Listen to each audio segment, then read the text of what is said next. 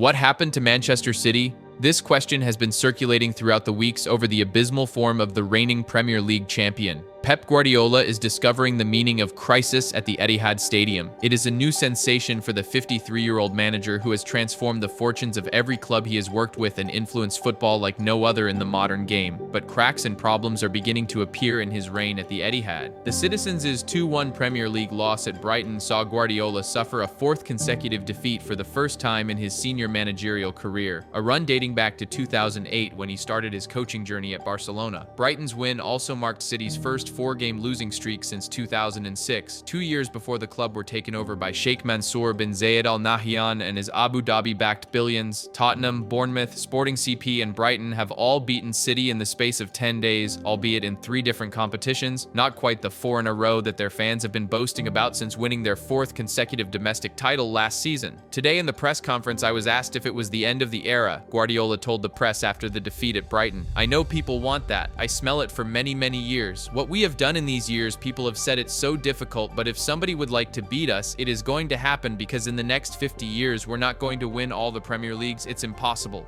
But it is not the first time Manchester City been in crisis. This situation has happened in the past with some bad results recently could be formed by several factors at play. The reigning Premier League champion is still a top-performing team, but like all clubs in the world, City go through phases of dips in their form. There are a lot of reasons about Manchester City's bad form recently, but these are some huge factors that cause effect on their results. Injuries are often a major factor in a team's decline in performance. One of the most immediate reasons for a losing streak could be injuries to key players. Manchester City has a deep squad, but injuries to important figures like Kevin De Bruyne, Erling Haaland, Rodri, or Ruben Dias could drastically affect their performance. If key players were sidelined, particularly in critical areas like midfield or attack, it could lead to a disruption in the team's fluid style of play. In their defeat against Brighton, Guardiola was missing Ruben Dias and Stones at Brighton, while Nathan Ake and Manuel Akanji ended up being bench fillers as they were not fit enough to play, leaving Jamai Simpson-Pusey to play at the back. Further forward, Jeremy Doku and Jack Grealish are also out injured, but the most important is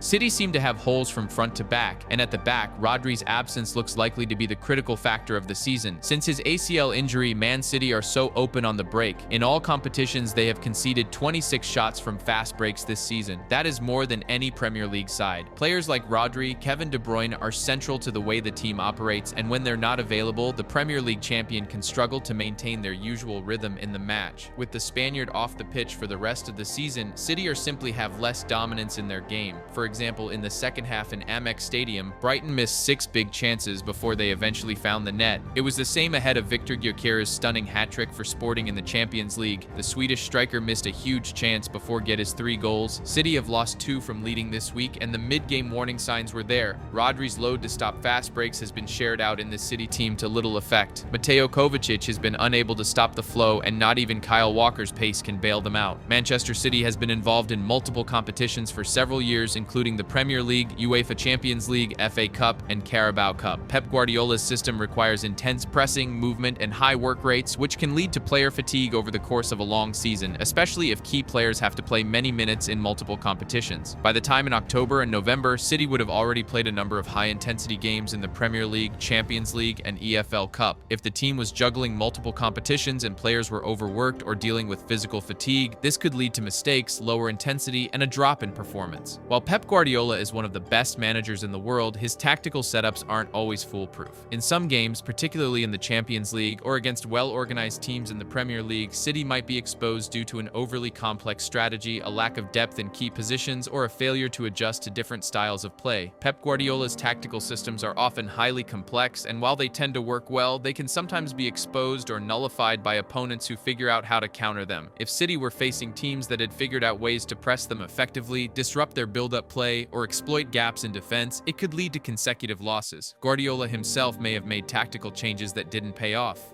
Manchester City's attacking system is usually heavily reliant on key figures like Erling Haaland, Kevin De Bruyne, and Phil Foden. If Haaland or De Bruyne were out of form, or if opposition defenses were effectively nullifying their impact, City might struggle to break down teams. Even with a talented squad, a lack of attacking threat can lead to defeats, particularly in close games where a single goal can be the difference. City could have faced tough opponents during this period. If they lost to teams like Arsenal, Liverpool, or other top clubs, it's possible those teams were in excellent form and knew how to exploit City's weaknesses weaknesses. Some teams have been particularly good at counterattacking or frustrating City with solid defensive setups. If City faced a series of such teams, it would make it more difficult to maintain their usual winning streak. Especially Arsenal, Liverpool, and Manchester United have been improving, which increases the competitive pressure. If City faces stiffer competition, their results might suffer more than in previous years when they were dominating the league. While City generally have excellent depth in most positions, there are times when they lack an ideal backup, especially in certain areas, like defensive midfield or left back. A couple of bad results could also be the result of squad disruption or players underperforming relative to their usual standards. Bigger success means bigger expectation, and as defending champions or as a team challenging for trophies, City faces immense pressure. Sometimes individual performances can suffer when a team is mentally fatigued or feeling the weight of too many expectations. As defending Premier League champions and a team with high ambitions in both domestic and European competitions, the mental pressure on City can be significant. If the team was struggling with pressure or the weight of high expectations, it could lead to a dip in performances. This is especially true for players who are used to constant success. Sometimes the mental fatigue of trying to maintain that level can be draining. Controversial refereeing decisions can also play a role in City's results. Sometimes refereeing decisions can swing momentum, and given the attention on Manchester City, those moments are scrutinized heavily. In a tight run of fixtures, controversial refereeing decisions could have played a role. Manchester City, like other top teams, can sometimes feel the effects of contentious decisions or VAR calls, especially in high-stakes matches. If a few key decisions went against them in close games, it could have an emotional impact on the team and affect their performances. City have been reliant on a few key players for their attacking play, such as Erling Haaland. If these players are not performing or are being neutralized by good defensive strategies, City's attack can stall. Haaland, for example, is a game changer, but teams can find ways to limit his impact, especially if City's creative players are also having off days. While Pep Guardiola's philosophy of dominating possession and attacking with intricate passing has been very successful, it sometimes leaves City vulnerable to counterattacks or in situations where a more direct, pragmatic approach might be needed. Guardiola is always evolving tactically, and if certain ideas don't work as expected, it can lead to a period of struggle. A change in team chemistry or disruption in the locker room can sometimes lead to poor results. If Guardiola rotated the squad frequently, or if certain players were not performing to their usual standards, it might affect team dynamics. When several players are out of sync or not on their best form, it can result in a string of disappointing results. Manchester City has faced scrutiny over financial fair play, FFP violations, and other legal challenges. The off-field battle against the Premier League's 115 charges for breaching financial regulations, City deny all of them, has been a cloud over the club for years, one which has impacted on their ability to attract new signings to Etihad. Why? Because no top player would risk joining a club facing potentially unprecedented financial penalties, a massive points deduction, or even relegation from the Premier League. Also, the insecurity in the headboard of City could be one reason to be talked about. The announcement in October that Cheeky Begiristain will leave his post as director of football next summer after 13 years at the club was also a significant blow to Guardiola, who has worked in tandem with his close friend and former Barcelona teammate throughout his time as City manager. City announced that Begiristain will be replaced by Sporting CP's Hugo Viana, but his exit has raised further questions over Guardiola's future beyond the end of his contract, which expires next June. These issues are the slow, ominous drumbeat heard in the background, but events on the pitch are now turning up the volume to an uncomfortable level. While this hasn't always affected the team's performances directly on the pitch, these off-field distractions can create an atmosphere of uncertainty that may influence team morale. Manchester City has been incredibly successful in recent years, but after years of dominating the Premier League, it's possible for even the most focused teams to experience a drop in mentality. Teams might lose some of their sharpness, or individual players might suffer confidence dips. This mental aspect is crucial for maintaining consistency. Even elite teams like Manchester City will go through periods of poor form, and while it's hard to pinpoint a single cause, it's often a combination of multiple factors. Typically, Guardiola's teams tend to bounce back after a rough patch, so if their recent results have been disappointing, it might just be a temporary dip.